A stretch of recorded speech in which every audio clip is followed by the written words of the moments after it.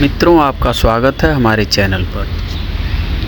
आज हम लाए हैं आपके समक्ष भगवान कृष्ण द्वारा कही गई कलयुग के बारे में कुछ जानकारी। भगवान कृष्ण ने कहा है, कलयुग का वर्णन किस प्रकार किए हैं भगवान कृष्ण। भगवान कृष्ण कहते हैं, कलयुग का वर्णन करते हुए श्री कृष्ण कहते हैं कि कलयुग में ऐसे लोगों का राज्य होगा जो दोनों ओर से शोषण करेंगे,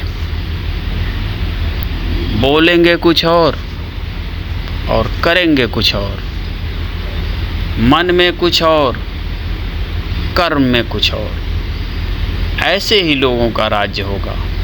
इसी प्रकार कलयुग में ऐसे लोग रहेंगे जो बड़े ज्ञानी और ध्यानी कहलाएंगे। वे ज्ञान की चर्चा तो करेंगे, लेकिन उनके आचरण राक्षसी होंगे। बड़े पंडित और विद्वान कहलाएंगे, किंतु वे वही देखते रहेंगे कि कौन सा मनुष्य मरे और हमारे नाम से संपत्ति का पद कर जाए।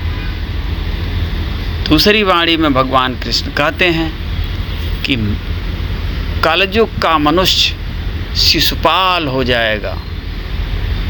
कलयुग में बालकों के लिए ममता के कारण इतना करेगा कि उन्हें अपने विकास का अवसर ही नहीं मिलेगा। मोह माया में ही घर बर्बाद हो जाएगा। किसी का बेटा घर छोड़कर साधु बनेगा तो हजारों व्यक्ति दर्शन करेंगे, किंतु यदि अपना बेटा साधु बनता होगा तो रोएंगे कि मेरे बेटे का क्या होगा। इतनी सारी ममता होगी कि उसे मोह माया और परिवार में ही बांध कर रखेंगे और उसका जीवन वहीं खत्म हो जाएगा। अंत में बेचारा अनाथ होकर मरेगा। और तीसरी वाणी में भगवान कृष्ण कहते हैं कि कलयुग में धनाढ्य लोग लड़के लड़की के विवाह में, मकान के उत्सव में, छोटे बड़े उत्सव में तो लाखों रुपए खर्च कर देंगे, परंतु पड़ोस में ही यदि कोई भूखा प्यासा होगा तो यह नहीं देखेंगे कि उसका पेट भरा है या नहीं। उनका अपना ही सगा भूख से मर जाएगा और वे देखते रहेंगे। दूसरी ओर मौज मस्ती करने के लिए लोग मद्यपान और भोग विलास में डूबे रहेंगे। भाई ही भाई का दुश्मन बनेगा और भाई बहन के मुकदमे भी चलेंगे।